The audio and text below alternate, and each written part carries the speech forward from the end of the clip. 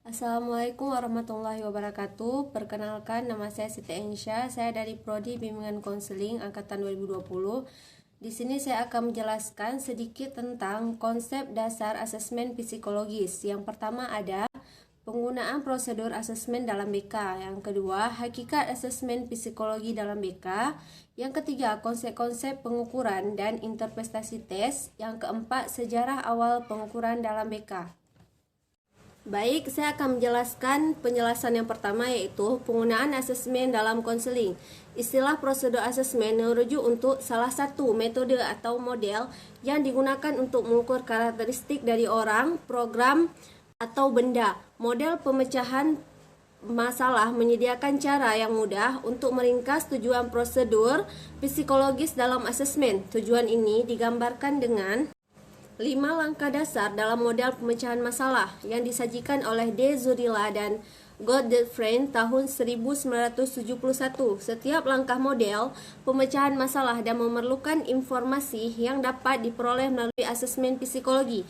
Yang pertama ada orientasi masalah, yang kedua ada identifikasi masalah, yang ketiga ada pilihan alternatif, yang keempat adalah pengambilan keputusan, dan yang kelima adalah verifikasi.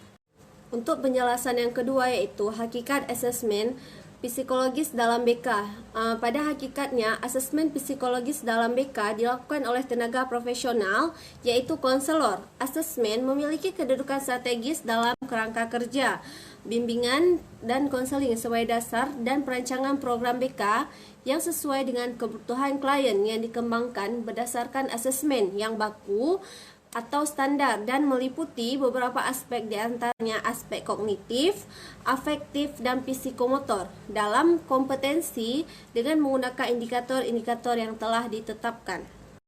Dalam asesmen tes psikologi, sikap menjadi hal yang harus diperhatikan.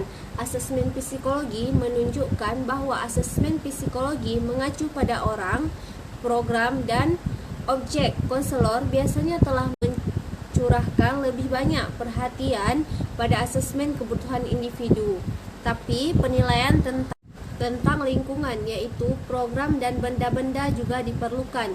Sebelumnya, konselor lebih besar melihat pengaruh lingkungan pada klien dalam menentukan perilakunya, padahal perilaku klien juga tergantung kepada karakter individu dan situasi. Konseling bisa sangat efektif ketika asesmen psikologis dimasukkan dalam penilaian individu dan lingkungan. Banyak kritikan tentang tes yang tidak sesuai harapan yang realistis atau penyalahan gunaan tes. Tes tidak memberikan jawaban yang luar biasa. Sebaliknya, tes harus dipandang sebagai salah satu sumber informasi yang mungkin berguna dalam pemecahan masalah. Baik, untuk yang selanjutnya yaitu penjelasan yang ketiga, konsep-konsep pengukuran dan interpretasi tes. Skor-skor pada tes psikologi paling umum diinterpretasikan pada norma-norma yang menggambarkan kinerja tes dari sampel terstandarisasi. Dengan demikian, norma-norma secara empiris ditetapkan dengan menggunakan apa yang sesungguhnya dilahirkan oleh orang-orang dalam kelompok yang mewakili itu. Yang pertama, norma. Norma diterapkan dengan menentukan instrumen kepada suatu standarisasi, pengelompokan, dan kemudian referensi nilai individu untuk distribusi skor yang diperoleh dalam sampel standarisasi. Dalam norma yang pertama ada yang namanya ranking. Ranking itu peringkat seseorang dalam suatu kelompok adalah norma yang paling sederhana mengacu statistik dengan interpretasinya didasarkan pada ukuran dan komposisi dari kelompok. Yang kedua ada percentile rank. Percentile rank jauh lebih sering digunakan karena tidak tergantung pada ukuran kelompok pembanding. Skor percentile dinyatakan dalam istilah persentase orang-orang dalam kelompok pembanding yang jatuh di bawah mereka ketika skor ditempatkan dalam ukuran peringkat. Yang ketiga, ekuivalen kelas. Ekuivalen kelas yang sering digunakan pada tes presentasi pendidikan dalam rangka untuk menafsirkan bagaimana seorang siswa maju dalam hal tingkat kelas.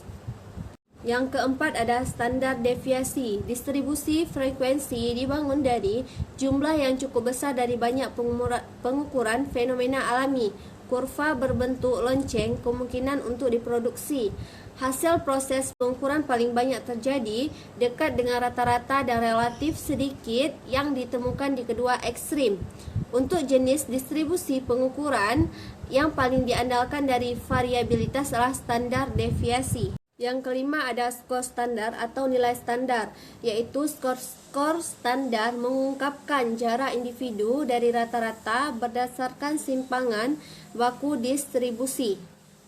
Setelah norma, ada yang namanya reliabilitas. Reliabilitas dan validitas adalah subjek teknis yang mungkin tidak menarik dari kebanyakan orang, berorientasi konselor dan human development profesional. Tetapi mereka sangat penting karena menggunakan uji psikologi. Mereka adalah konsep yang perlu dipahami dengan baik ketika pemberian dan menafsirkan uji psikologi. Setelah reliabilitas, ada yang namanya validitas. Validitas, ketika membahas validitas, meskipun masalah menjadi lebih rumit karena jumlah besar, skala, dan berbagai jenis timbangan, definisi tertentu harus dikembangkan sebelum mereka dapat diterapkan untuk kriteria dalam mendapatkan validitas, seperti yang akan terlihat kemudian ketika datang untuk meramalkan pendudukan bahwa seorang mungkin memiliki keinginan di masa depan dan memiliki beberapa validitas. Untuk penjelasan yang terakhir, yaitu penjelasan yang keempat tentang sejarah awal pengukuran dalam BK. Sebelum dijelaskan pengertian pengukuran dalam BK, alangkah baiknya jika kita mengetahui definisi pengukuran dalam pembelajaran. Pengukuran dalam proses pembelajaran atau dalam pendidikan merupakan prosedur penerapan angka atau simbol terhadap suatu objek atau kegiatan maupun kejadian sesuai dengan aturan.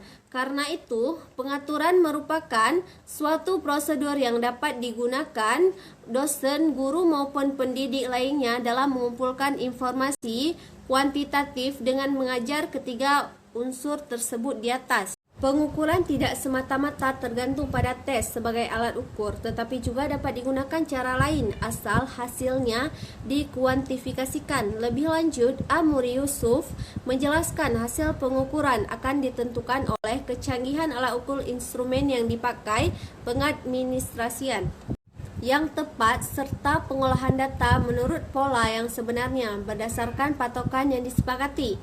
Hasil pengukuran itu berupa angka atau simbol lain yang menggambarkan keadaan yang sebenarnya. Sehubungan dengan itu, ada 3 langkah yang perlu dilalui dalam melaksanakan pengukuran. Yang pertama ada mengidentifikasi dan merumuskan atribut atau kualitas yang diukur. Yang kedua ada menentukan seperangkat operasi yang dapat digunakan untuk mengukur atribut tersebut. Yang ketiga, menetapkan seperangkat prosedur atau definisi untuk menerjemahkan hasil pengukuran dalam pernyataan kuantitatif. Baik, cukup sekian penjelasan dari saya. Semoga bermanfaat. Saya akhiri. Assalamualaikum warahmatullahi wabarakatuh.